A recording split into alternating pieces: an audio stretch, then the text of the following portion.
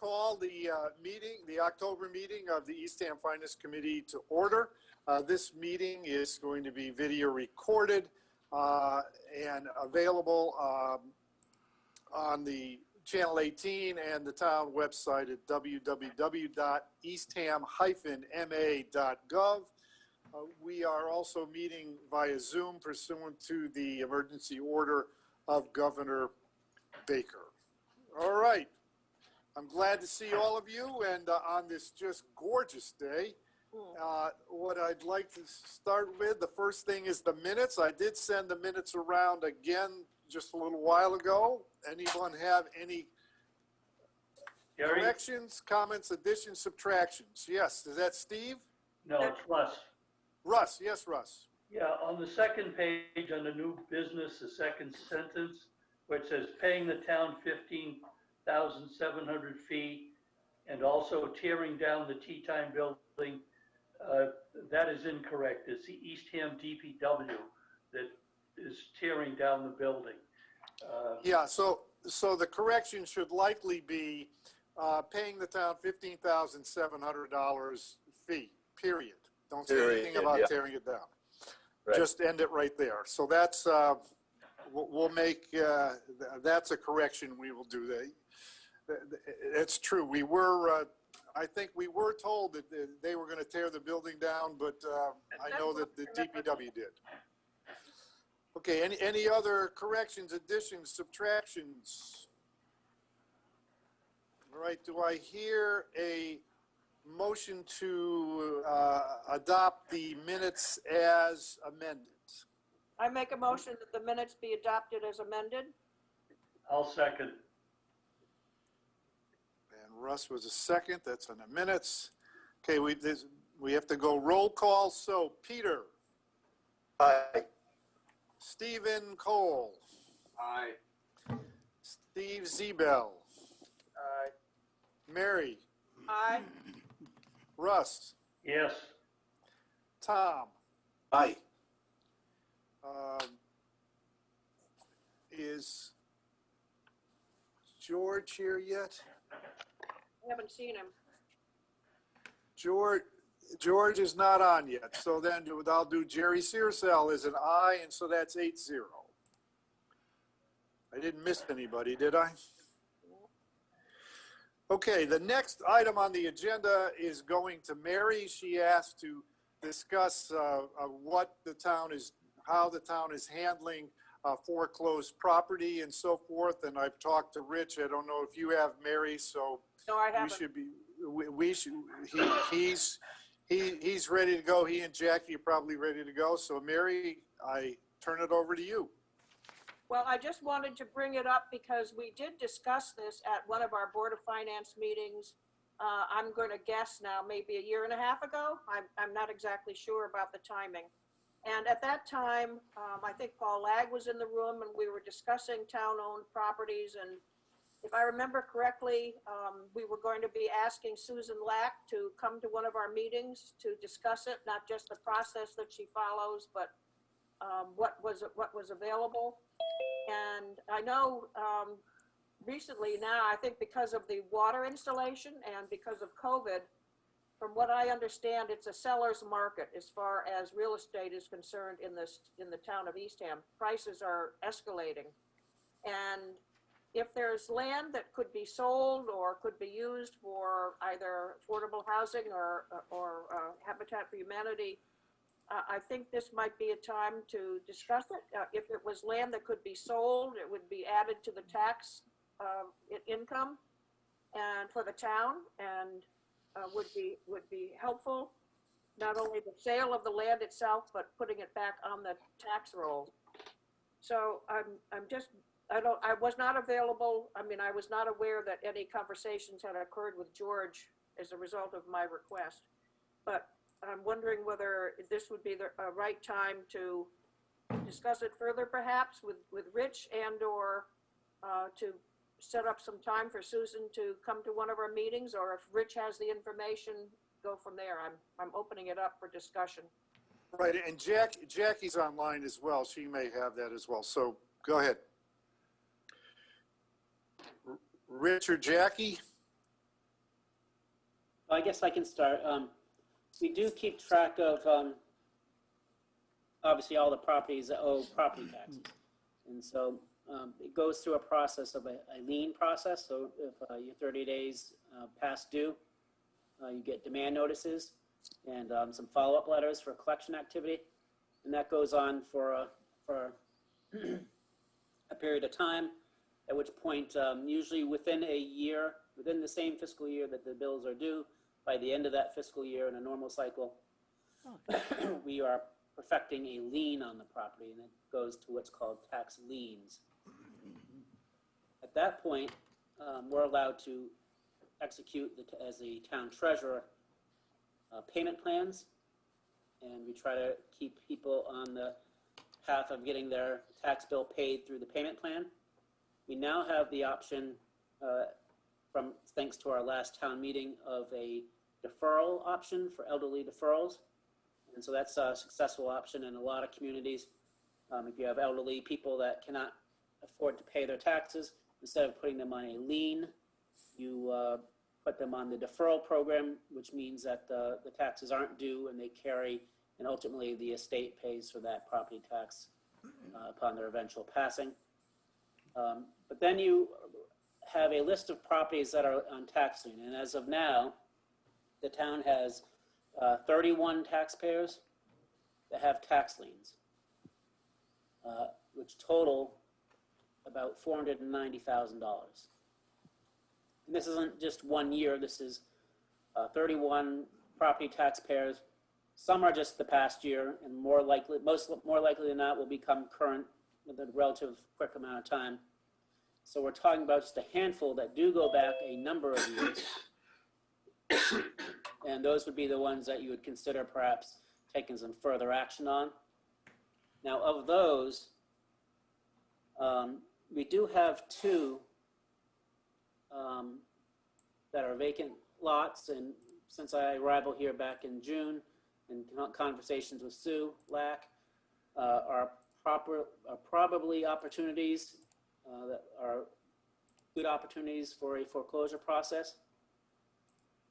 There are also two very long-standing tax liens on properties, but it's questionable if there's any environmental concerns. And so we typically don't want to get involved in foreclose and be in the chain of ownership in a property that has an environmental concern, because then you end up owning, you're the one that has the deep pockets, you end up owning that. That doesn't mean that we can't follow through. In one case, I think when I got on here, I think I heard you, Mary, talking about a former gas station property. Oh, yeah. There might have been, there seemed to have been perhaps some confusion as whether it had an underground tank.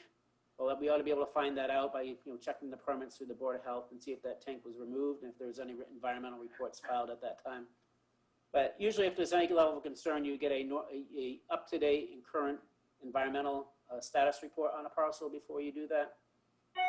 And then we've got a handful of properties that are potential candidates above and beyond those. And those are probably not as easy as a call because they might be occupied. And we don't have a formal policy at this time.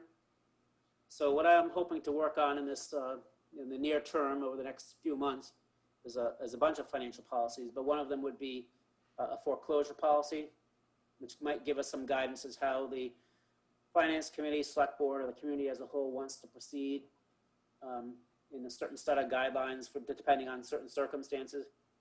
So that's a little bit of a midterm goal that we could probably execute within this fiscal year and follow through by the end of this fiscal year on a couple things. And despite all that, if you are looking forward to foreclosing, you have to go through a land court process. And so all these parcels, all but two at this point, actually, no, that's not true. So I got the list here. 4 of them have gone through the land court process. 2 of them have the ability to be acted on in the near term, and those are vacant parcels of land. So I can start moving that forward and get that on the Select Board agenda for discussion and talk to Jackie about that.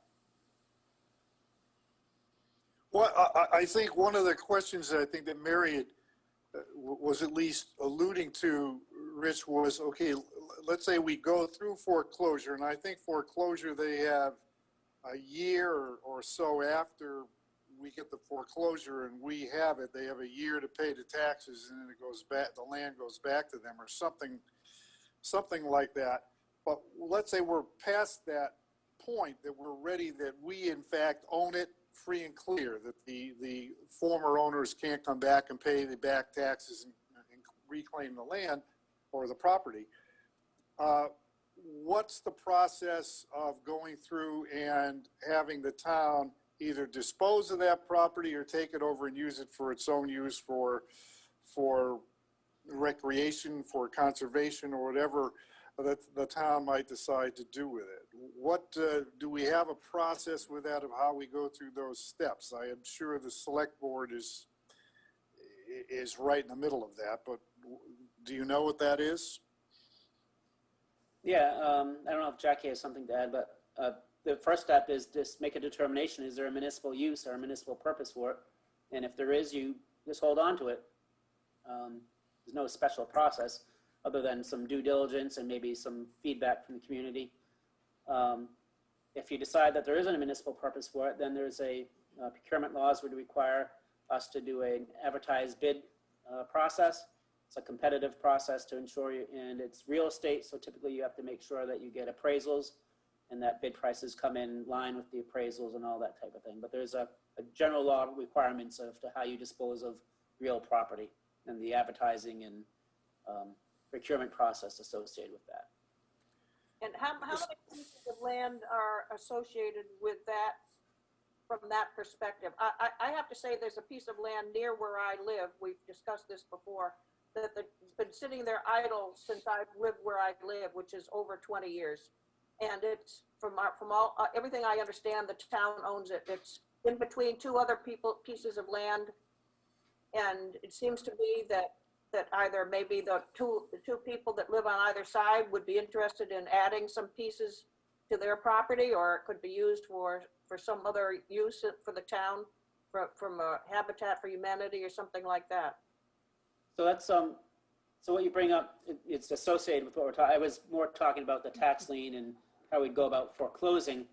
But once you do that or otherwise buy property, then the town owns land. And it's, as to your earlier point, Mary, it's off the tax rolls. It's municipal land. And, that is probably a separate process of periodically evaluating, what do we own as a community and what do we want to do with it? That does kind of tie into the materials I'd sent out earlier to you with the capital planning process about listing all of our assets in our capital replacement and maintenance plan. And so that might be a tie-in with the finance committee there. But yeah, the town owns parcels and land aside from these tax lien properties that it could be doing something with. And I could certainly get Paul Lag could probably could get a printout of that, or the assessors could easily get a printout of all town-owned land. It's in the assessing records right now. We can just do a search by owner. I would like to see, we were talking about getting that when we discussed it a year and a half or so ago. I'd like to, I think from my perspective, the Board of Finance would like to see what that is. That's from my perspective. Yeah, Rich or Jackie, are there, we want to look at that, but what other committees, I know the select board, are there other committees or entities within the town looking at we're talking about real property, the real property assets that the town has, and Right, what to do with them. Go ahead, Jackie. So I think that obviously, if you're talking about selling property that the town currently owns, that is a political process as well as a committee process. So it would need to go through a vetting process of more than one committee, but the select board is the custodian of town land. So they would need to decide that they wanted to do this. It is not the finance committee's purview to do that. So I guess if I understand what Mary's saying. If there's pieces of land, if you want to get the list and look for pieces of land, but I think what Peter and the open space and the housing organizations are doing together is taking a look at that and seeing what might be appropriate.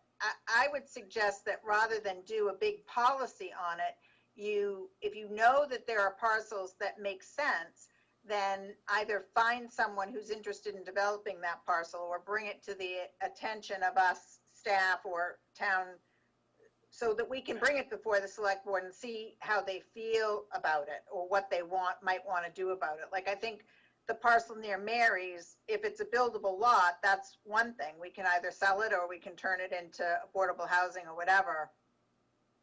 I do think that the 2 vacant lots that we are in the process of taking, Rich and Mary should look at. Like, I definitely think when we're talking about the possibility of acquiring new vacant land, we should definitely talk about that. And so that's that piece. The second piece, what Mary's talking about of divvying up land, we did have homeowners in North Eastham. The town owned sort of a paper road between 2 roads. So basically the backyards of 2 separate roads were on a town-owned paper road. And we did pay to have that surveyed. And we did go through the legal process of dividing that up and offering it to both of the neighbors. And some bought pieces. But that was one of my first projects when I came here as Sheila's assistant. And I think that took over 18 months to complete. And there are a lot of costs to that. So we ended up clearing on that project that took me over a year and a half, $27,000. Because there's a formula that we have to use for how much land is worth. So the assessing department decides that. Then between all the legal costs and all the production of documents and all that stuff, it was just an exhausting thing. Now, those pieces of land definitely went on the tax roll, so people are paying additional taxes on them.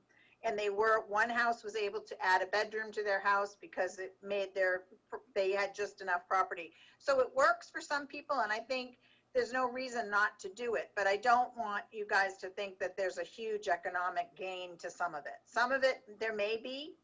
And I think those 2 vacant lots may be a great thing to look at, and any particular parcels that you see when you're going through it. But I think as an overall thing, it's not a great strategy to sell off town land.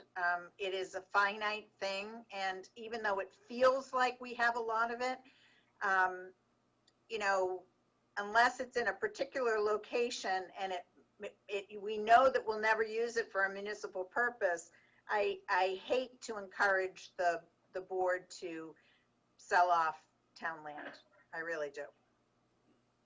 Well, the other thing is that, there's only a limited amount of buildable space left in the town of Eastham.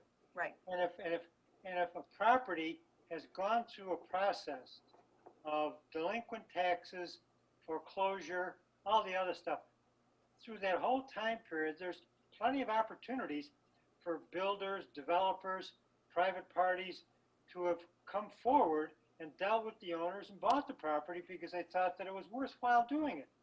So that really what we end up owning is what nobody else wants. So the concept that we can make this into something profitable, I think all that does is create some kind of a Trojan horse. We're chasing our own tails with that one.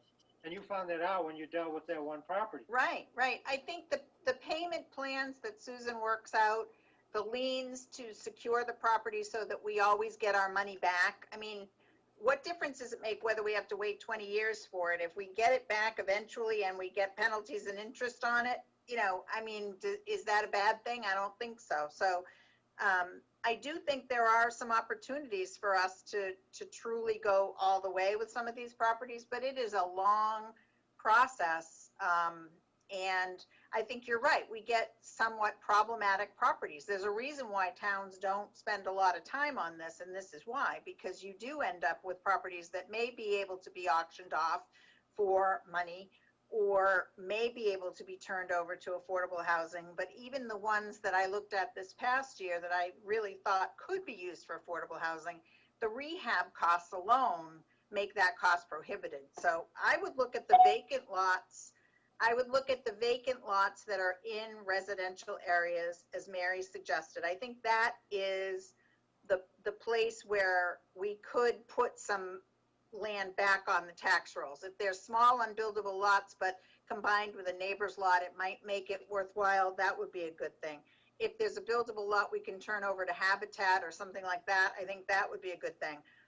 But I think some of our larger parcels we're keeping for reasons. You know, we want all the land that we have in the Seashore Park. We want that. We don't want it developed. So, you know, there's reasons why we have land in certain places. I agree with you that there's land that want to keep, and you know, obviously the seashore and the conservation issues come into effect when you decide how to use or whether to do one thing or another with a piece of land. So are you recommending that I talk to Rich further about the 2 vacant lots, or? Yeah, I think that once Rich and Susan take a look at those, and then maybe we run it by Paul or the building inspector to take a look at whether they're buildable or not. You know, if they have frontage and they're buildable lots, then wow, that's awesome. If they're not, then you do have to look at the neighbors and if anyone's interested in them. But those, I guess I just wanted to warn you that those then incur costs of surveying. We also have to, in the Bayview land, what we had to do was survey the property. Then we had to go before the planning board to subdivide it. Then once we got those things, all the lots were actually recorded at the Registry of Deeds, which is $75 a pop. And then they went up for sale to the neighbors. Then we collected the money. Then we did all the legal transfers at the end. So it's like, you know, I think there were like 14 separate real estate transactions, but they were parcels that we were selling for $1,400 or $3,200 or so that's all. I learned a lot. I've learned a lot anytime I've touched this issue. I've learned a lot, and most of it is the reasons why people don't spend the energy touching the issue, because it really is complicated. Right. But I think Susan has done an excellent job. And what is, I think, really important to the Finance Committee is she's done an excellent job at catching us up.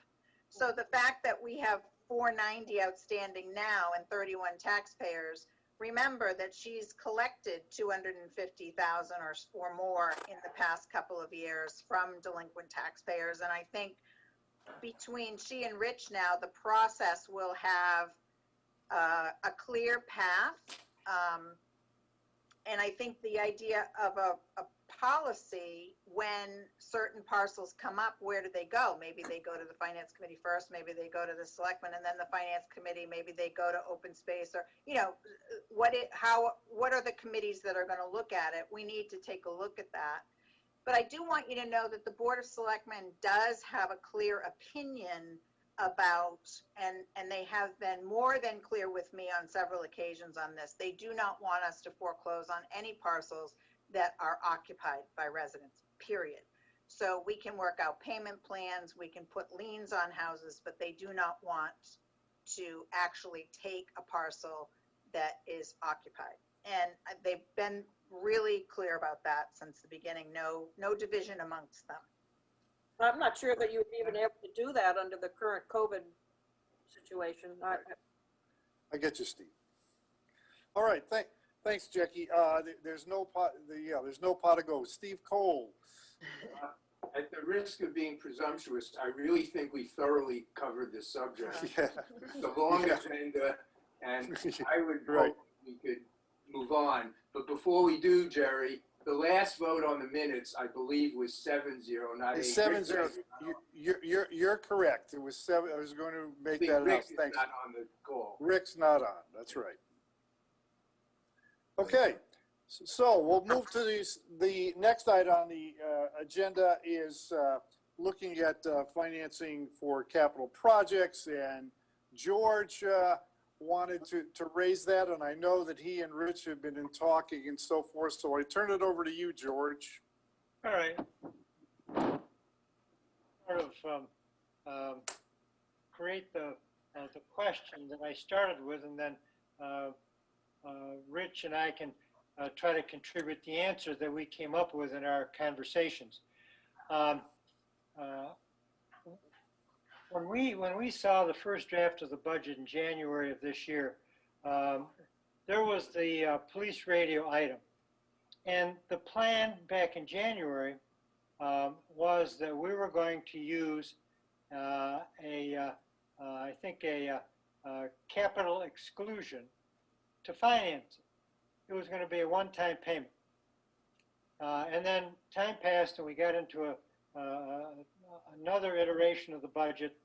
And by now, Rich had come on board, and that changed.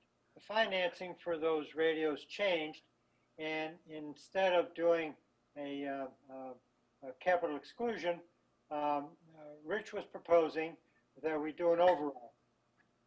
And he explained at the time what his rationale was.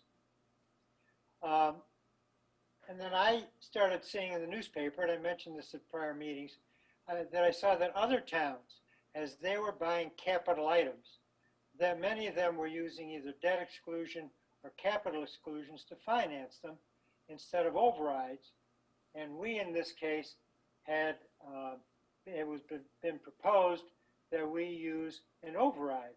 So I just couldn't figure out what's the rationale. When do you use the override, and when do you use one of the exclusions in order to finance a capital purchase, right? And then my further thought was, could we, as a finance committee, develop a policy for using one rather than the other? And if we created a policy, we could then present it to the select board to see whether they wanted to adopt that as a policy, so that going forward, we had some guidelines. Whenever we were going to finance some kind of a capital purchase, we didn't have to start from scratch. How are we going to do this? And then have a focused conversation each time.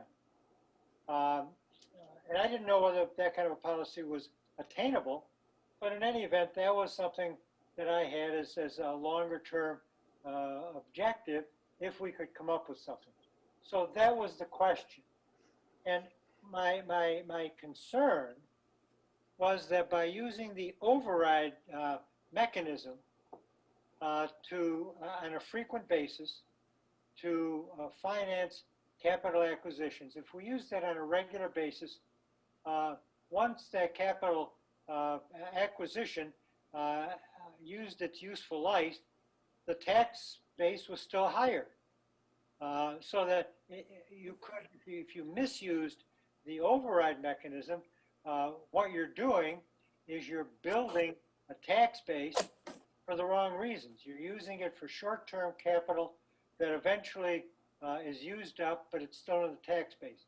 So what you have is an escalating tax base that was built, at least in part, on acquisitions that had used its useful life. So that I was afraid that by using the override in the wrong places, that we could be creating that kind of a problem. So that's the context in which I brought this question up. So Rich and I had the conversation, and he, in greater detail, explained to me with more specific examples that he has seen happen. Town of Yarmouth, Wellfleet, other places. He made his rationale for going to the override to cover the radios. He made that much clearer to me. So with that sort of picture, I'd like to turn it over to Rich and let him pick up from there, perhaps go over once again his rationale for having switched from the capital exclusion that we were looking at in January for those radios to an override that was eventually adopted. And then how that comes into play in terms of developing a policy with respect to the use of these different vehicles for capital acquisitions. Can I just say one thing before you turn it over to Rich? Absolutely. I did want to point out to George and the committee that since this is 6 years since I've been here, this is the only time we've ever done an override and not a debt exclusion or capital exclusion for a capital item. So this was a specific plan for a specific time. It is not, nor has it ever been our intention to just use overrides to purchase capital. So now I'll turn it over to Rich. Wait, can I, before Rich goes, this, I guess I'm Yes, really Steve. confused. Please, thank you, Jerry. When Rich, I hope you'll incorporate what we did with Article 4, because there was never an intent, or you never advocated using overrides to buy particular equipment. You were advocating using an override to create a fund so future capital needs could be funded out of that. Ongoing. In fact, some of that came out of George's conversation early on. So we have never, and I hope we would never do an override for a single item for the reasons Right. George has raised the question. Right. Yeah, you're This is right. exactly where we kind of start the Yeah. presumption is that we got a very strong select board and a very strong finance committee and a strong finance team now that's doing some, forward-looking planning related to town finances. And so, and coming into town in June at the, kind of the tail end of this process, and looking at the capital plan that had been adopted and what was ahead of us, was an obvious need for a recurring source of funding, not for one-off items, but for what we would call, or I would call, routine recurring capital. And I think I used at the time the example of IT. Not uncommon in most towns. People don't really know what's involved in the IT other than they're asked every year or two to pay $20,000, $50,000, whatever the case may be, for servers or network equipment that they don't understand. And sometimes, if in some communities, our neighbors included, they're funded on capital exclusions or debt exclusions. There's a cost to those, but they also run the risk of, if they pass at town meeting, they run the risk of failing at the ballot because people come out. But the problem with those items is they are really part and parcel of the operation. They're capital items, but they're necessary for the ongoing operation of multiple departments. So if you don't get the IT equipment replacement and your network fails and you can't perform your work the way you're accustomed to do it in an efficient manner, it's going to impact customer service, it's going to impact service delivery, and any number of things. So the $400,000 was an ongoing capital funding contribution to the capital plan. And so what you'll see is working today, and the select board will get it on their packet for discussion at their Monday meeting, budget policy statement. And in that draft, I suggest as a specific policy item that they adopt that the $490,000 for the family support package, for example, be specifically identified as to where that is in the operating budget. And secondly, the $400,000 of the capital plan be specifically identified of how that's allocated and spent within the capital budget.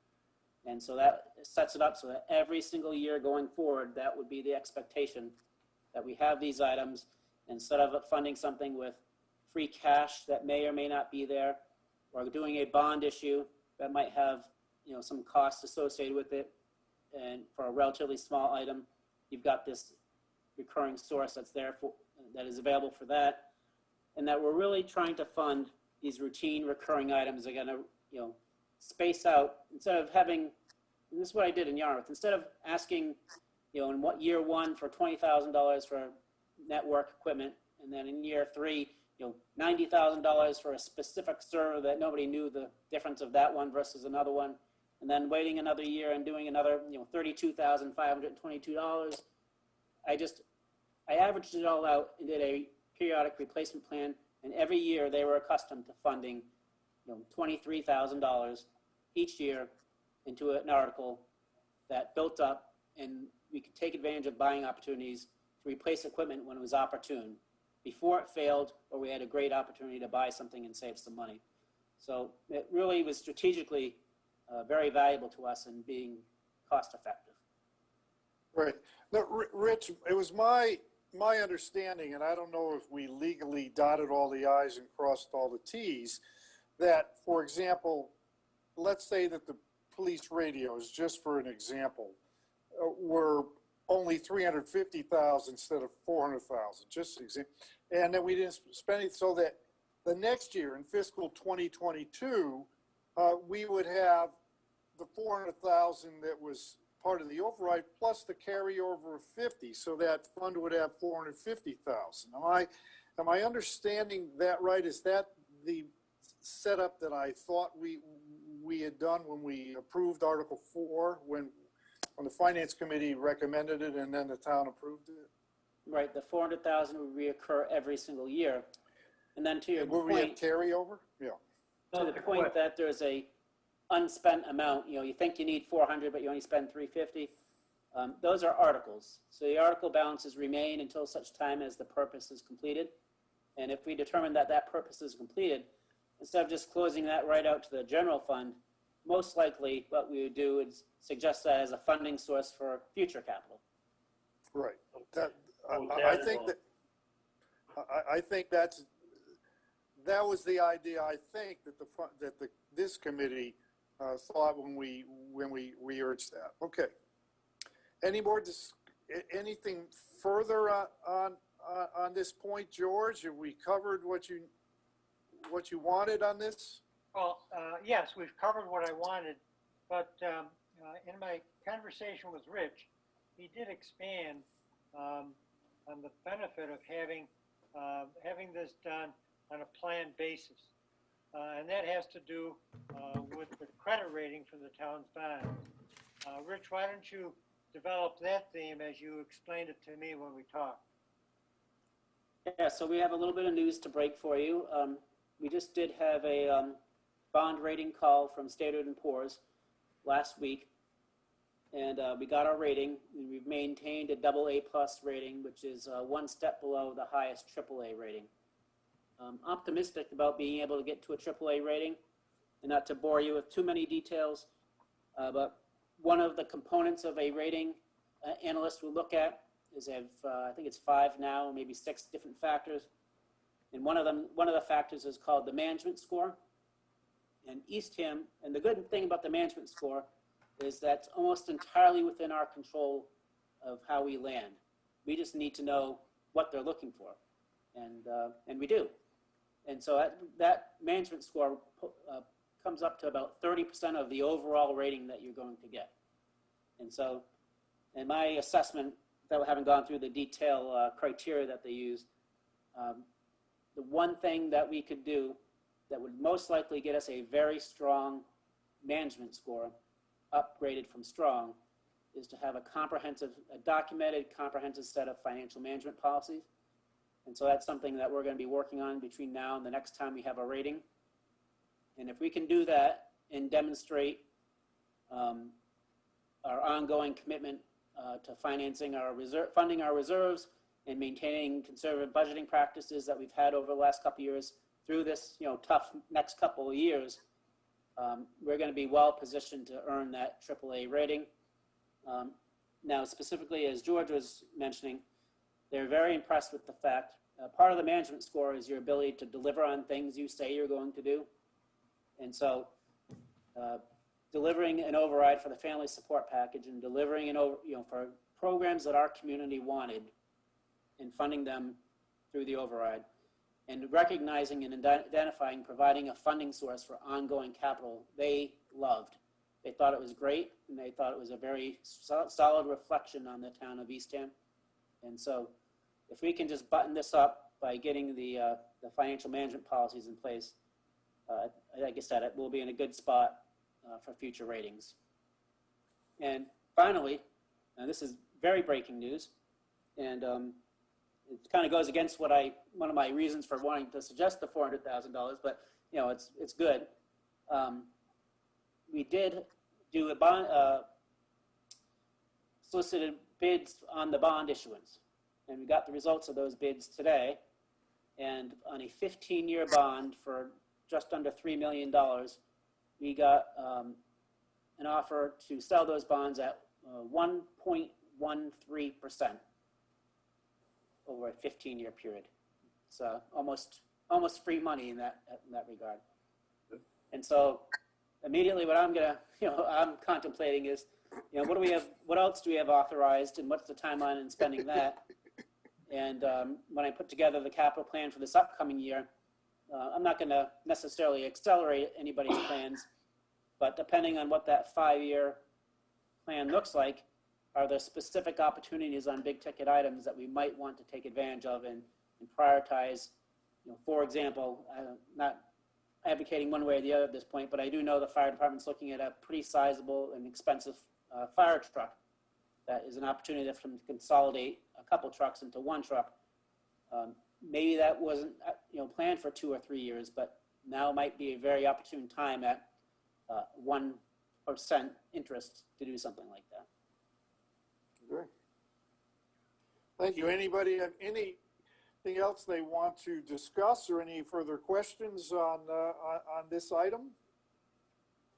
If none, we'll move on to the next. It's a good segue, Rich and Jackie, as we go into looking at the 5-year capital plan. As the reason I put this on here was for us to start thinking about it, because once I would expect the legislature and the governor approve our charter, we then become part of the consulting group to create the 5-year capital plan. So Rich, you've sent out a lot of information to us. I hope everyone received it, and so the floor is yours again. I'll give you the summary version of it, unless anybody has specific questions, but the overriding principle that I wanted to get across to the departments is to include all your inventory and all your assets, and to make sure that we're plotting them out on our capital plan, regardless of whether or not they're going to be funded this year or potential for the next 2, 3, 4, or 5 years. I included a thereafter column so that all items are listed, and if it's over a certain amount of money, I think it was $100,000, and it's between years 6 and 10, just to put a placeholder in the thereafter column so that we know that it's on the horizon, in addition to those 1 to 5 year items that are coming up. So that was one message I want to get across, that will probably take us a couple shots at it over the next couple of years to get perfect. But we want to, by and large, get most of those assets listed so we can properly plan for them. At the bottom, when people list them and they're coming up for funding, we did ask them to identify funding sources. We revised the capital budget request sheet for those items that are in their upcoming fiscal year plan, so that we can get a sense of the need for the asset or the replacement, whether it's new or replacement or maintenance, the justification. And a common question that I typically have to answer whenever I had to do these presentations was, what's the impact on the budget? Because not uncommon that a new facility is a big ticket item, but a lot of times those new facilities necessitate additional positions, because you built 3 maintenance repair bays in your DPW facility. You're not going to not have a mechanic type of thing. Or you adopt a new software application, but now your operating budget has to carry significant licensing fees each and every year to support that application.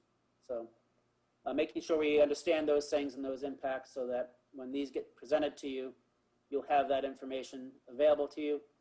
And also new this year, I did ask people, department heads, to put down their category of need as along the lines of, is it imperative? Is it a high priority item? It has a high impact. If it's not replaced, it affects the operation, versus it's desirable or just a nicety. And then along with that goes a priority ranking. So you've got imperative items that are prioritized as the #1 item. You might have a 1A or a 1B in that regard. You might have something that's desired, and that would be obviously a lower priority. Because not uncommon. There's never enough to go around, so you got to prioritize which acquisitions you're going to make and what can you defer to the following year. But of course, in this environment, with the interest rates so low, you might say, well, maybe we won't defer those items, and we can accelerate them. And then the other area I wanted to focus, I didn't want to overburden people too much all at one time, but I did want to spend a little bit more time on vehicle replacement. Those are commonly, and like I said, I want to make sure we have all our vehicles listed. It's not uncommon. In Yarmouth, I don't want to say too much, Linda, you're on the line, but we got rid of a lot of old vehicles that were just sitting around. I hate to tell you how many, but there's a tendency for departments to keep vehicles on hand for parts or backup. But if we got a good routine recurring replacement program with some secure funding, you don't really need that because you're going to keep your vehicles in good shape. So you have an ability to get rid of some inventory. So that's another reason to want these things listed. But I also came up with, and it's not me coming up with it, but I used it in other communities and suggested it in other communities, is American Public Works Association vehicle assessment guidelines. Because that was a common question we got, and it was a little extreme. Some towns are a little more extreme than others. I remember one conversation I had at one meeting one night with the select board, wanting to know why we wanted to replace a DPW vehicle that only had 120,000 miles on it and was 17 years old. Because one of our selectmen had a 25-year-old truck that had 200,000 miles on it, and it was good for him, but it wasn't good for the town. So the answer was, well, let's just follow our guidelines, and following those guidelines, it indicated it was a opportune time to replace. So just trying to kind of to George's point, not that it's not necessarily hard and fast policies, but definitely some guidelines to help you make some decisions when you're confronted with, you got an old vehicle or maybe a not so old vehicle, but it has a lot of maintenance on it, a lot of miles, or a lot of use to it type of thing. And so those are kind of the high level elements that I was trying to get out to the department heads. And we got it coming back to us, I think by next week. And we'll start pulling that together by department and then consolidate it into one big capital plan. Mary. Hi, Rich. I'm looking at your capital improvement program, the introduction, and you've got on that page, I'm looking at 1, 2, 3, 4, 5, 6, 7, the 8th dot point on that page where you have the ability to coordinate with our neighbors to reduce duplication. Could you tell me, do you have any thoughts on what that might mean? Yeah, fire trucks are a good example. Years ago, I actually used to work for the Wellfleet Fire Department. A little known fact. I was the first call firefighter in the Commonwealth to go to the State Fire Academy. And did you ever get called to Eastham to do anything, Rich? Oh, I've been to Eastham plenty of times. He's a Renaissance man, our Rich. Went to some of the biggest fires in the history of Cape Cod. I was at the Whalers Wharf. I was at the Pilgrim House down in P-Town. All kinds of fun stuff. Fun, yeah. But actually, the Whalers Wharf took a few years for us to actually use it. But Wellfleet, probably 30 years ago now, from Nantucket, for $10,000, bought a ladder truck, and nobody knew why we needed a ladder truck, and we probably didn't. But Provincetown had some big fires, and we brought it down to P-Town, and we spent some money refurbishing it. But that's a good example of, does every town on the Outer Cape need a ladder truck? And the answer is probably instances where you do, but do you want to be spending upwards of $1 million just in case? And the answer is of course not. So if you can work with your neighboring communities and identify areas where you can share assets and have strong agreements to make sure that that can happen, then that's probably a more cost-effective way to go. Excellent. Anyone else? Any other questions? Rich, I want to thank you for putting that together, I think one of the things that we would love to see is some kind of, if not a policy guideline, so we know, and as we go through our new duties of being part of creating the 5-year capital plan, that will really be a help to all of us. So thank you for that. Steve, Steve Cole, I think. Hold on a second, Rich. Steve? Thanks, Jerry. You had asked if there were any questions. I don't have a question, but I wanted to share kind of a thought I had on the question you had on the agenda about how we could best go forward in kind of executing the new charter requirements, which I don't think you'd even need to create a better process, but they're there and it's an opportunity. And I think we have a real opportunity, both because of the, you called it the consulting role, which I think is a good way of putting it, but also because Jackie and Rich really are so forthcoming and wanting cooperation and want to work with us. So that's a big opportunity that doesn't come every day, and we're so lucky that it has. So let me just, if I may share with this, if you don't mind. One is, I think this committee will have a greater contribution and be more helpful to the town if we find ways to marshal our resources. And going forward, I mean, everything's within our purview to make a recommendation on, but $2 million items are more important than $20,000 items. And you can draw the line anywhere else you want to draw it, but the point is, big items ought to command more of our attention. And we don't always do that. It's just human nature. You sometimes, kind of drill down into everything that's on the table, and things don't get as much time. So infrastructure, in my mind, is much more of an issue than whether a truck should be purchased. And I say that not that the truck's insignificant or not expensive, but the department and the town manager and the town finance director are really going to have spent a lot of time pressing the departments. Do you really need this, and why do you need it? We have a role there too, but I'd like to see more of our role be on really big items. So if this was 2006, spending time on the library and on water would have been more advantageous than whether a particular truck ought to be purchased. And we'll have other things like that going forward. The second point I want to make is, I hope we could find a way, I don't have any specific suggestions, but to be more working with Jackie and Rich on planning and what needs to come up in the future than reacting to requests that are coming from departments, which we need to do. I'm not suggesting throwing that out, but still, it's part of the marshaling of resources.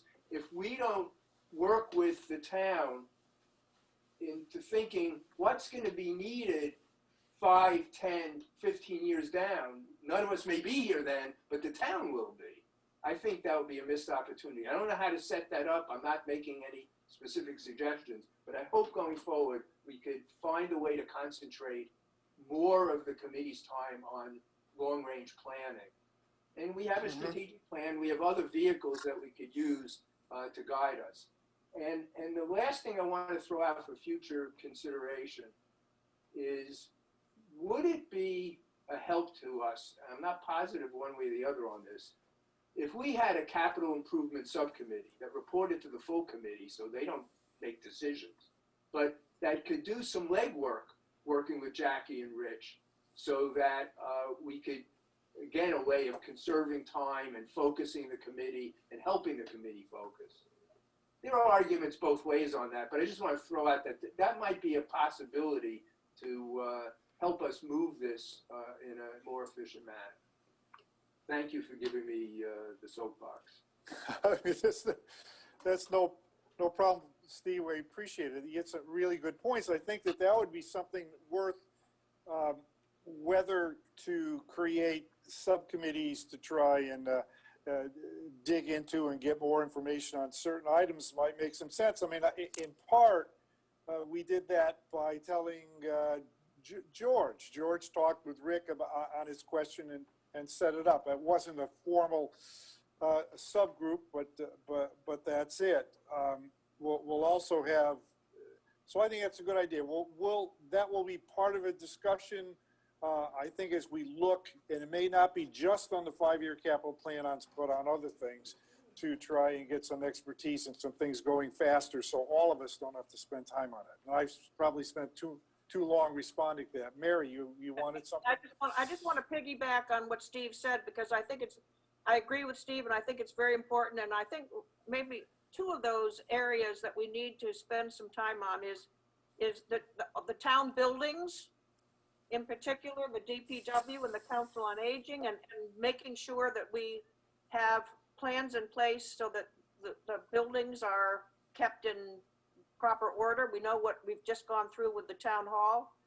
And I also think that from a technology perspective, technology changes so fast that I think we've got to make sure that we've got what we need from a technology perspective going forward too. Okay. Excellent. Jackie and Rich are here and they heard it. So hopefully we'll have that. I just add, Jerry, real quick, Yeah, Mary's Rich. point, part of the capital plan, I did ask departments, to be responsible for identifying their facilities, for replacement or significant addition, things like that. But when it comes to maintenance and significant capital type maintenance, to coordinate that through the DPW, so we'd have a townwide facilities plan. And then secondly, to the extent, there's always departmental specific applications that might be within their purview or their budget. But anything that certainly that is townwide or on the network would be through a townwide technology plan. So those are two separate, in addition to each department, two townwide capital plans that will be integrating into the overall capital plan. And then to Steve's point, I just wanted to mention one thing that was effective in a couple other communities that I've been, is that the finance committees, or in one case, a capital budget committee, would designate 1 or 2 members to work with specific departments. So those 1 or 2 members delve into the details and can kind of report back the nitty-gritty on any particular item of interest to the larger group. And that way they had some representation, and you didn't all have to be all involved all the time on each department. But those 1 or 2 members would certainly know what the interests of the larger group were, as far as what was considered significant or important or not. All right. Thank you. I think that's great. And I think the buildings are very important. We don't want to have a repeat of bats and so forth in buildings. I think we want to keep up more up to date than Eastham had over the past 20 years or so. Anything else on this item that anyone wants to raise? Pardon, George? Just one thought. As we've been talking about having subcommittees and future planning and things of that nature, one of the things that concerns me is wastewater treatment. And where are we in terms of monitoring and thinking about and possibly even planning for wastewater treatment, which would be a humongous capital expenditure. But Arlington's already installing one in their downtown area. So right. Should we, at some point in time, formalize our monitoring and studying wastewater treatment? Well, I think there is a group looking at that. Peter, you're our rep on that, aren't you, on wastewater? I think you're on mute, Peter. Yes, I am, Jerry. We haven't met recently, but Jane Crowley's been active in that, and Jackie may have a report on that. Well, I guess we do, in response to George, we do have a formal plan. And right now we're working on a 5-year plan to get to the bigger plan. But we may or may not end up having to do a major, more formal wastewater system. We may be able to do it with non-traditional systems and something smaller. But it is a capital project now, a formal capital project. And so will be included in the newly formed capital projects committee once I forget what we're calling it, but anyway, once the charter changes go through, that will be one of the projects that's looked at monthly or whenever that schedule goes forward. But we do have a formal plan. It is a 5-year plan right now.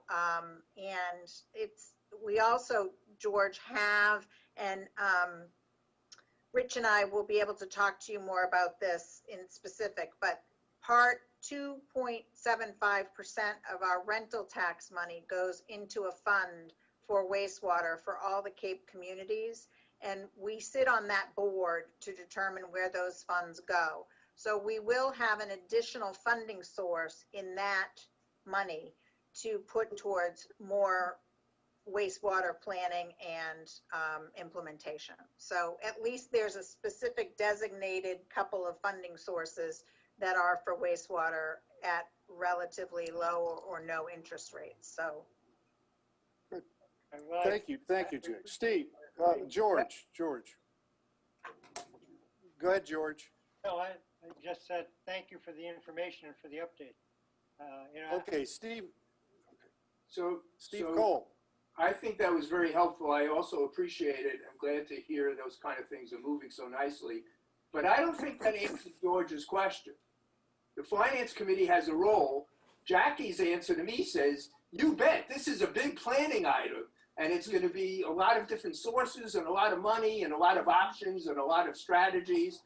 So I took from George's point that that's a good example of how the Finance Committee could be helpful to all these other decision points by getting involved in a long-term planning issue like this. So, right.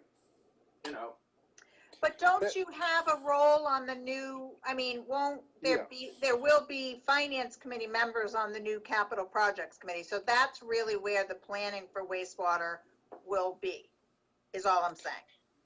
Yeah, that's a segue to something I was going to bring up in new business. I think it's worth for all of us to consider. We have 2 representatives on this new Capital Projects Committee, whatever it's called. They do not have to be Finance Committee members, but there are 2 people that this committee will vote to appoint for it. So just start thinking about that. It's not time. We're not ready yet. It's not anywhere near, but think about that as well. Anything else on this subject before I move to the financial update? All right, Rich, you're on again. This is the Rich show today. Yes. Thank you. I will have to send this to you subsequent to the meeting.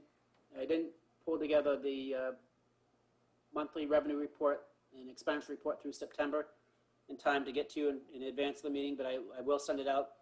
But I did have a summary report, and so far so good. Through September, our total local receipts are $1,182,000 compared to $1,289,000 of the same time this prior year. So a little bit down, but that's largely attributed to, let's see, last year we had over about $210,000 of hotel motel receipts that were in the bank at that point. And they're not in that same, it represents 1/4 of collections, and we just simply haven't gotten that yet. The Department of Revenue sent out an email saying they're about a week or 2 behind. So I'm expecting that probably this week, actually, when we normally would have gotten that by the end of September, or on September 30th, typically. So when you factor that in, we're actually a bit ahead on our local receipts compared to this time last year. And all things being considered, that's a fantastic spot to be. Our budgets, I'll be able to send you a expenditure budget report indicating those. It really doesn't mean too much at this point. We just had town meeting, and the town accountant is inputting those budgets to update them from the 1/12 budgets that we were maintaining. That work's pretty much done at this point. The one thing that's left to do is to reallocate, so it won't be reflective in the reports that you'll get through September, but in subsequent reports you'll see the amounts that were authorized by town meeting for the salary contracts will need to be allocated to all the departments accordingly. And so I got to go through a little analysis of that to indicate how we're going to break that out. So that's where that stands. So far, so good. I told you about the bond rating and the bond issuance. All good news. And Jackie mentioned the Water Protection Trust, of which we're participating in, which is also we got some changes into their bylaws that we felt strong about to ensure that we'll have the money there available to us when we need it in the future. So all that's looking promising. That's great. Rich, one question, I think that I saw it on the website, but the tax bills, I mean, we had a delayed town meeting, so the tax bills will be going out later this month. Am I correct? Yeah. And they'll be due, what, 30 days after it's sent out? Yeah, thanks. I should have mentioned that. So we did get, right after town meeting, got right on completing our, what's called the tax rate recap form for the Department of Revenue. They got all that information. We had to wait till the election results because you have to get the Department of Revenue to put in all the results of any overrides, which they did immediately the next day. Finished our work, coordinated with the Department of Revenue, and they turned around our tax rate. Took them a little extra day because of the holiday weekend. But as of, I think it was Tuesday, we got our tax rate certified at $9.18, which is better than what we had been projecting just because our projections were very conservative using the old property values. So when it's updated reflecting the new property values on the latest valuation, the rate's a little bit lower. And so those tax bills will be going to the printer on Friday. And that puts us right around, at some point next week, they'll go out and it'll do 30 days from that point. All right. Barry, I just Thank wanted you. to add something. The Cape Task Force asked all the towns to take a look at 2 line items in their budgets as sort of an indication of how busy we were this summer kind of thing. And I looked at the 2 revenue sources that they wanted to look at was municipal water usage and beach revenues for this summer. And I just wanted to highlight to you that our beach revenues were up $63,645 from the same period last year, or 12% over last year. And our water Amazing. revenues were up $54,186 in the same period last year, up 16%. So we did have a ton of people here, and they did go to the beach or buy beach stickers, and they did use a hell of a lot of water. Yeah. The showers. I'm just amazed at the beach money. I expected it to plummet, and I'm just amazed. It's just, Well, I think Wellfleet, the decisions that Wellfleet made, it's really interesting, and this could have worked against us. I mean, hindsight is always 20/20. You don't know when you make these decisions, but we did make the decisions to keep the beaches open and to do day passes, and we didn't sell a lot of day passes. We were still down in day passes, but people did buy a lot of stickers and a lot of, 2-week stickers, longer periods of stickers. So that combined, I mean, Wellfleet is $300,000 down in their beach revenue because they did not allow any day passes. They did not allow people at the beaches. So I'm sure that attracted some people to us as well. Good or bad, Right. it is what it is.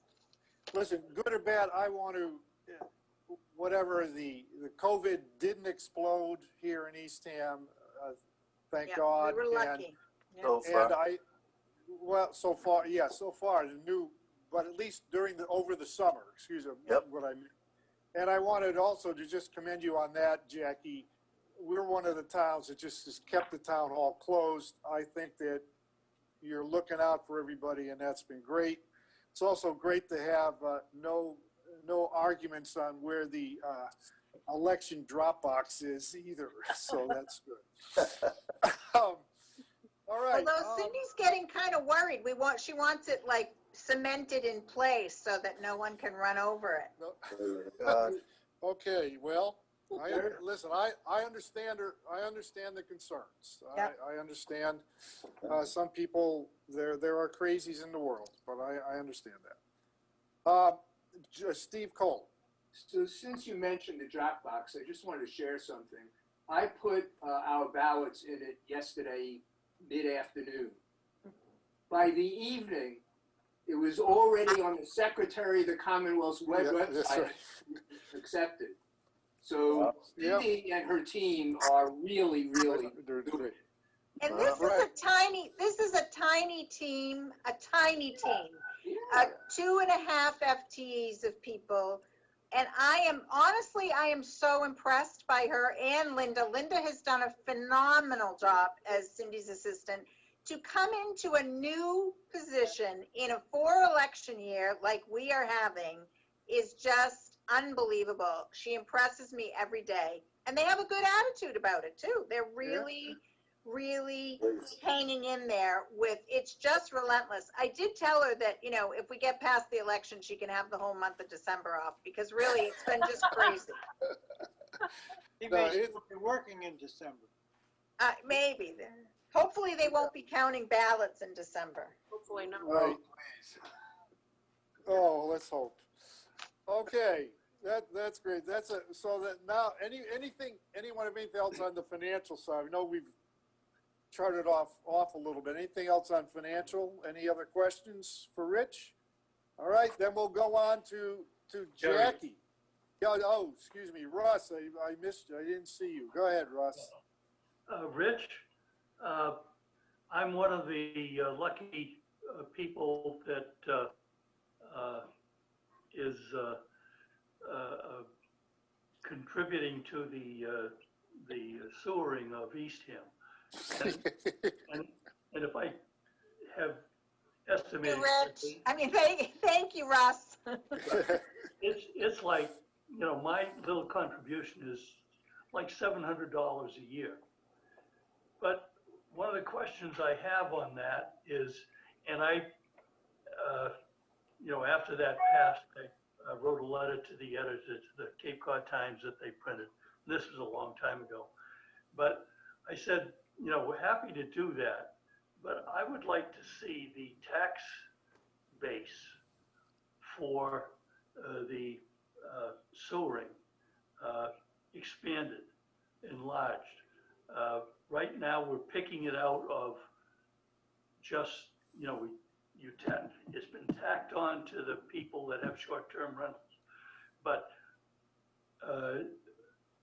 it doesn't take in a larger portion of the taxpayers to do this. So I think there may be some more revenue out there for it. I mean, Russ, we did borrow $1 million a couple of years ago for wastewater, and we're still spending that. So we did a $950,000 borrowing. Yeah. okay, And we're using that money. So we have not pulled, all of the money that you're paying is going to this new entity. We have not taken any of that out yet. Right. Just make sure Okay. that we get it all back at least 100%.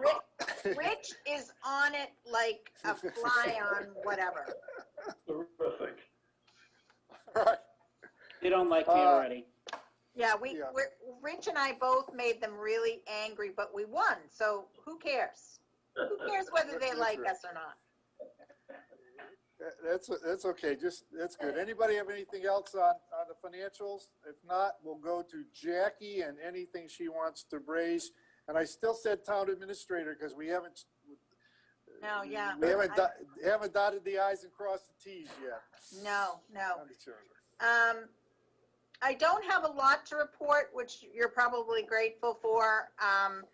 We are trying to do some planning for, well, this isn't really of interest to you. It's not financial, but we are trying to do some planning for the kids who are at home in terms of helping them out with some kind of study check-in program. We've looked at some educational consultants who are out there that may be able to help parents with this homeschooling kind of concept. So we're looking to do that. The select board is also concerned with what's going to happen this winter and maybe, some depression and anxiety based on us all potentially being stuck in our houses again for another whole winter long thing. So we're looking at things like that. The select board has finished their goals for the year, and they finished at their last goal setting workshop. We're combining those with the strategic planning goals, and we should have that whole document consolidated and ready to go out to you and department heads within the next week or so. Shane is working on that. To that end, they are also finishing the project of working on all the committee charges and getting them all in same format. And we're really trying to get ourselves together with policies, procedures, and making sure that all the boards and committees have a similar format of charges and everyone understands what they're supposed to be doing. So that's about it on we're having a Halloween parade. It's going to be very different. It's on Halloween Day, and the kids are going to be in costumes at 3 different beach locations, and the adults are going to drive in cars and throw them candy. Oh, interesting. It's the COVID Halloween thing. Yeah, hey, safety first. Safety Russ, I first. think you had a question. Yeah, Russ? Jackie, I think I asked this question last meeting. Okay. Which is the status on the marijuana. And I think the answer was imminent. And I'm wondering if there's an update on imminent. We haven't, I've got to just call them directly because we haven't had a peep from them. And so that was approved a year ago, June, maybe, by the state. So I don't know whether they're just now in financial issues and waiting or what, but I have to check in on both of those because there was some work on the condos and work in the shop. So I was thinking that it was more imminent, but still haven't heard a peep. So It's just revenue, so just trying to. I know. It's revenue, yeah. Thanks, Jackie. Any other questions for Jackie from anyone? Hey, Mary. Mary, yes, and then Yeah. Peter. Go ahead, Mary. Okay. At our last meeting, we were told that we should know by the beginning of October the number of additional students that we might have at the elementary school because of the Village Green, and also because of families that might be here because the parents can do remote work and the children are entered into the school systems in the area. Do you know what that number might be? I just got an email yesterday in my box, but the attachment that tells us the numbers wasn't attached. So I got back to Ann Teft. So I will probably have that by the end of the week is my guess. Because I've heard that there are some additional students here because the parents are working remotely from home. They could be, but I've also, it seems like some of the students are doing remote from their home schools too. So Yeah. I don't know if they've actually changed school Right. districts or not. Combination of things, yeah. Yeah. Thanks.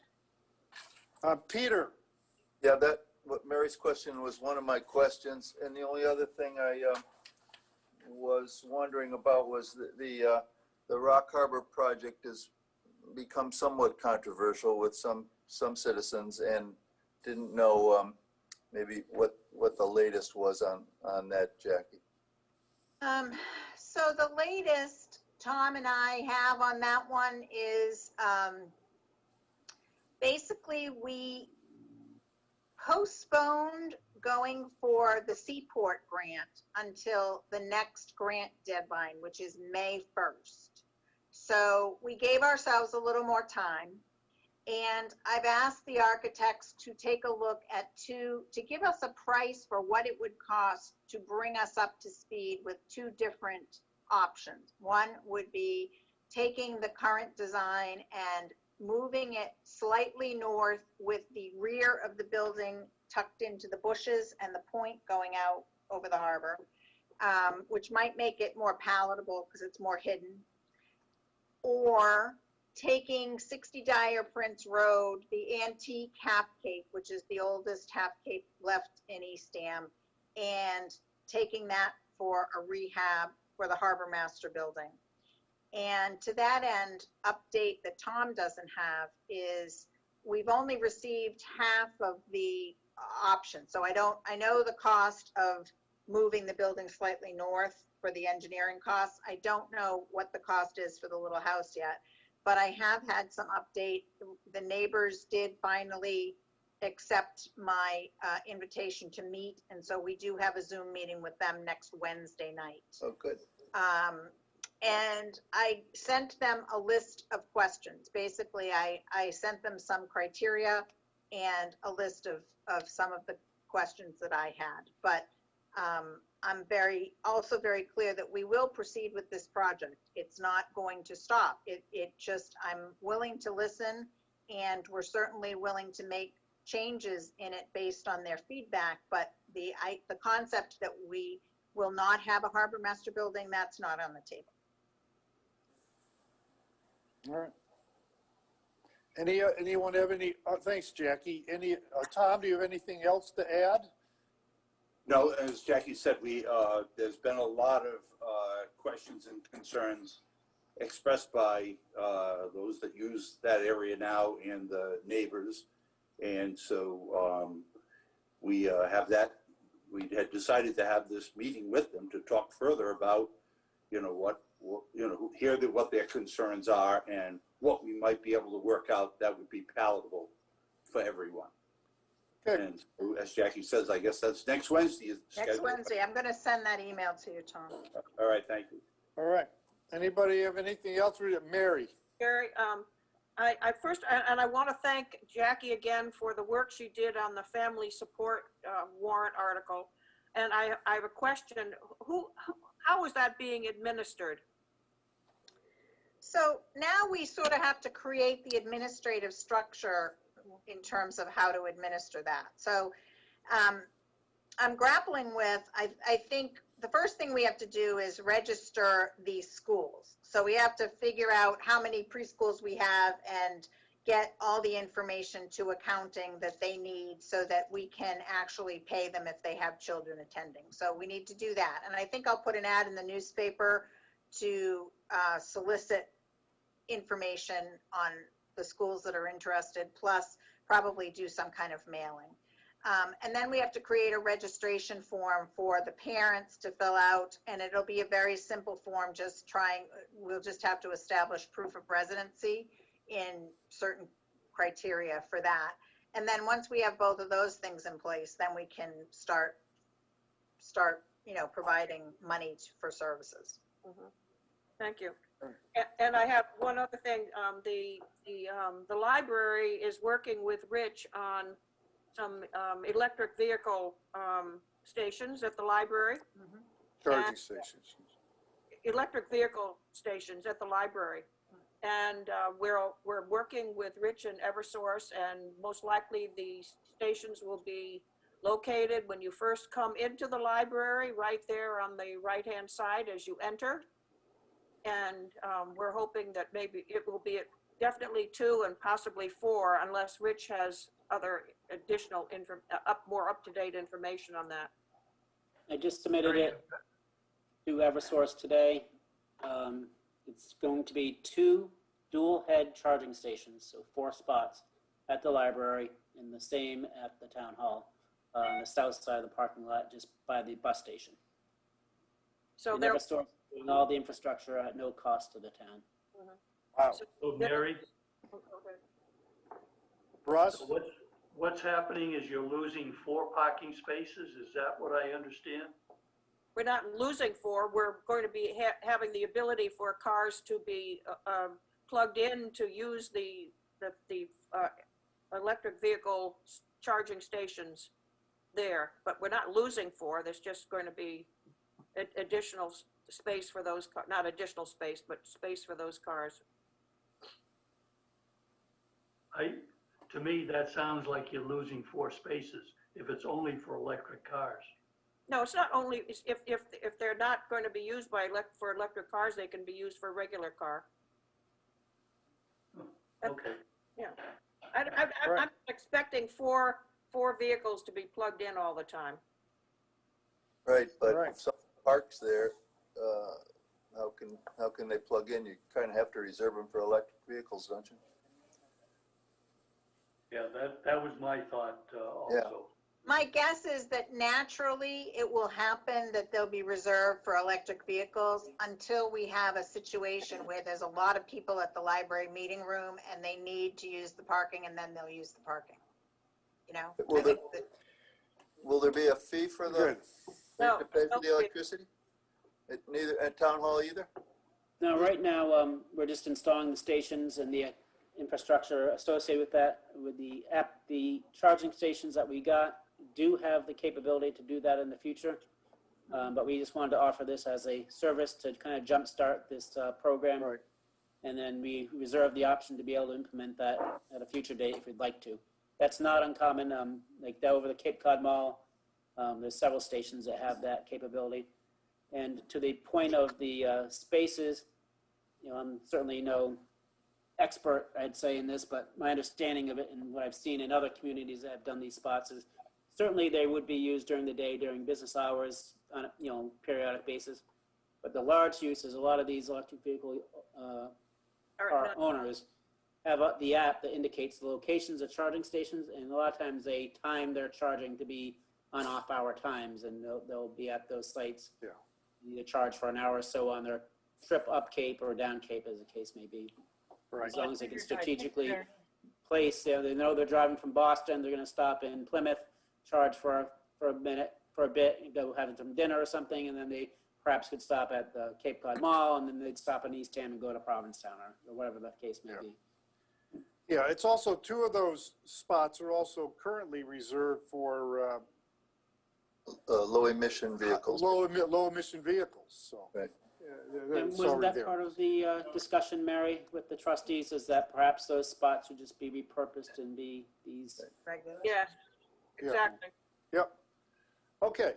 Anything else on the new bit, on that, before we go to new business? No, no. All right, new business. I have 3 items, very quickly. One, Jackie, to you, your staff, congratulations on the town meeting.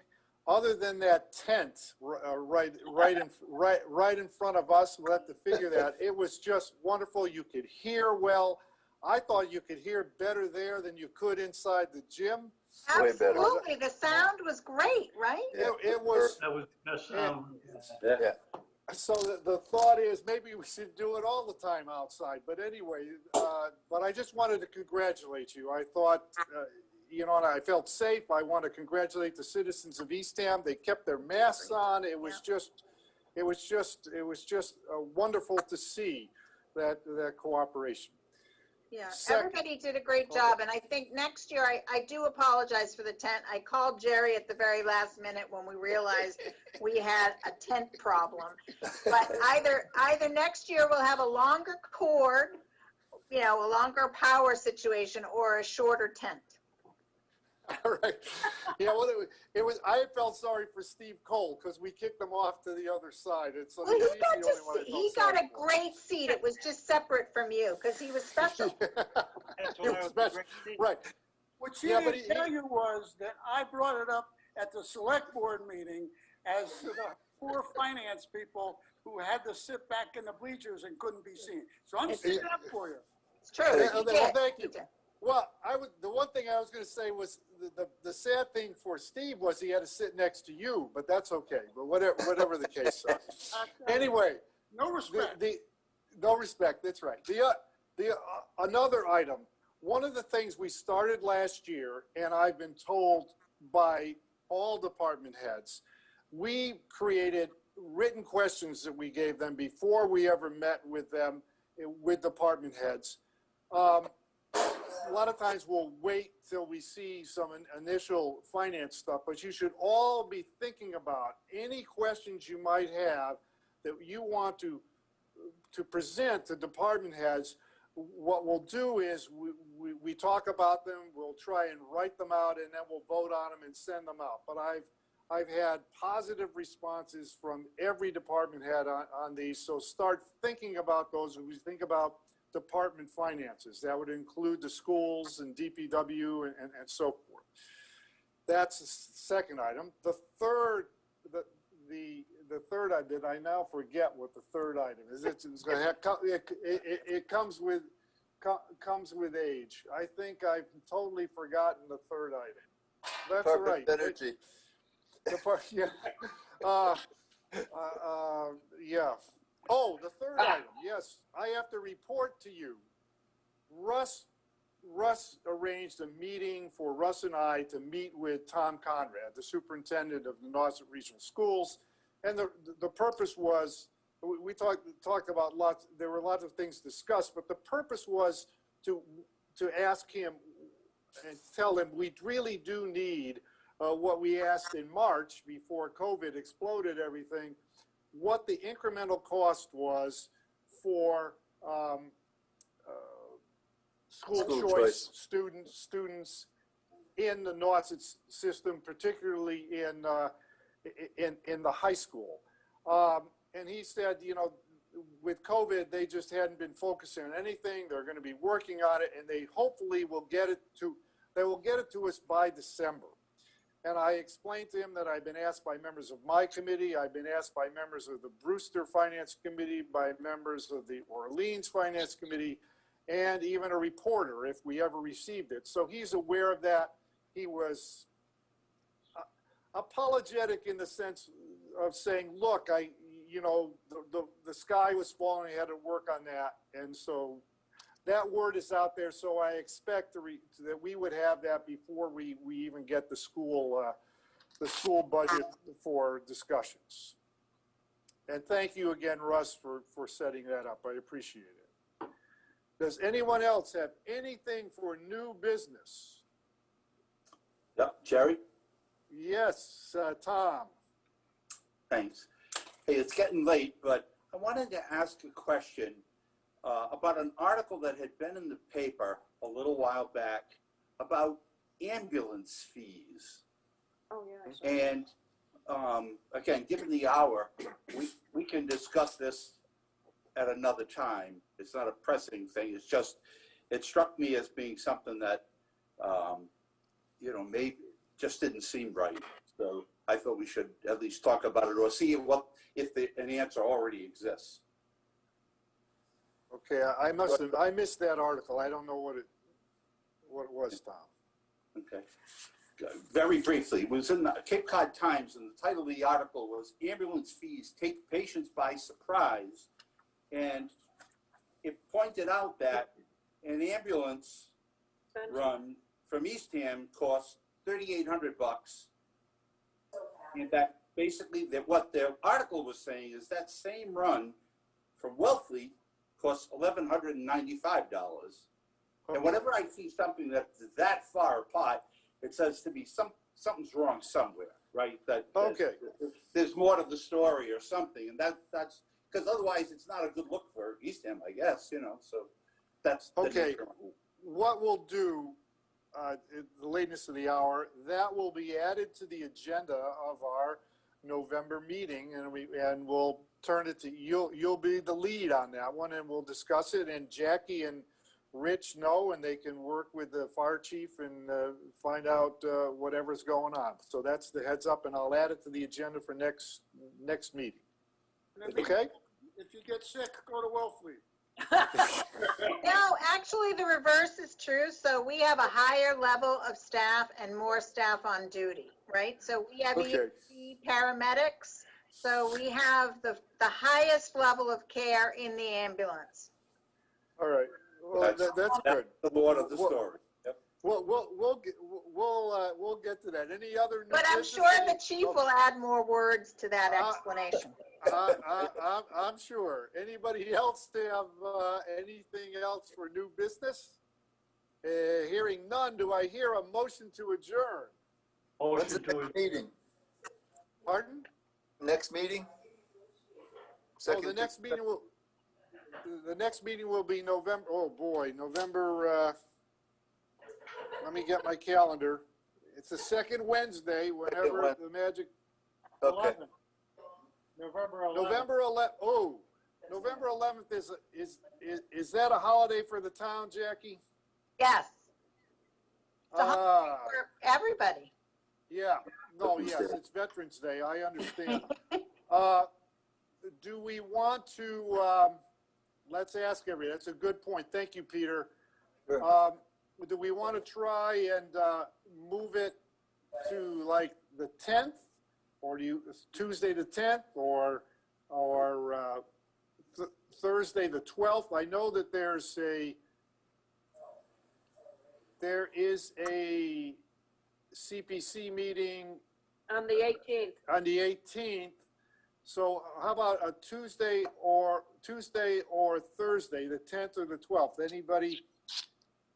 If you know now, we can decide it now. Otherwise, I'll send out an email and we can decide and set it up later. But does anybody have any issues on either the 10th or the 12th?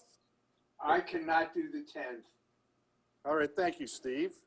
Anybody else? How about the 12th? Yeah, no, the 12th is good. Yeah, I just wonder if anybody, someone might say they can't do the 12th. So That's right. At 5 o'clock. at 5, does that sound good for everyone? Yep. Okay, Thursday, November 12th at 5, and I'll get with Mike to try and the clerk's office to get that set up, and we'll be ready. So we can enjoy Veterans Day. All right. So now do I have a motion to adjourn? I make a motion that we adjourn. Mary, and do I have a second? Sure. Second. Peter seconded it. I heard him first. All right, we'll go. In favor, Peter, Yes. Steve Ziebel, Yes. Steve Cole, Yes. Russ, Yes. Tom, Yes. Mary, Yes? George, Yes. and Jerry's a yes, and that's 8-0. Thank you all. Enjoy. Jerry,